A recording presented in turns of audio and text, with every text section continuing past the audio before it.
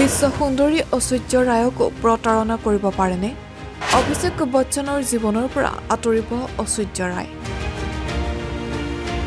অভিষেক বচ্চন আৰু নিম্ৰত কৌৰৰ মাজতো চলিছে গোপন সম্পৰ্ক। দীৰ্ঘ সময়ৰ পৰা মুহাময়ী অভিনেত্ৰী ঐশ্বৰ্য ৰায় আৰু অভিষেক বচ্চনৰ বিবাহ বিচ্ছেদ হ'ব বুলি খবৰ ওলাই আছে। কাৰণ অভিষেক বচ্চনৰ জীৱনলৈ আহিছে এগৰাকী নতুন নাৰী। অভিষেক আৰু নিম্ৰত কৌৰৰ মাজতে কি সম্পৰ্ক?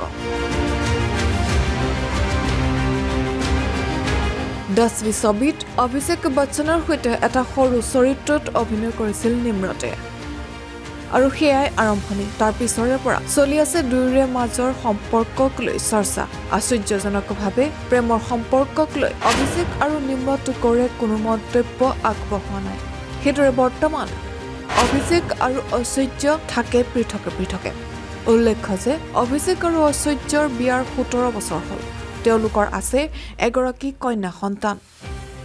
কিন্তু চলিত বছৰৰ আৰম্ভণিতে ঐশ্বৰ্যই বচ্চন পৰিয়ালৰ সৈতে আম্বানীৰ বিবাহ অনুষ্ঠানলৈ যোৱা নাছিল। পৃথকে কন্যাৰ সৈতে বিবাহস্থলীলৈ গৈছিল ঐশ্বৰ্য। আৰু তেতিয়াৰে পৰাই দুয়োৰে মাজত বিবাহ বিচ্ছেদৰ অনুমান আৰম্ভ হৈছে।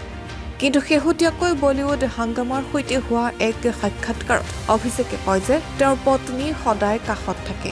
অভিষেকৰ সৈতে অভিনেত্ৰী নিম্ৰত কৌৰ আছিল সেই সাক্ষাৎকাৰটোত। Entertainment desk, NZ News।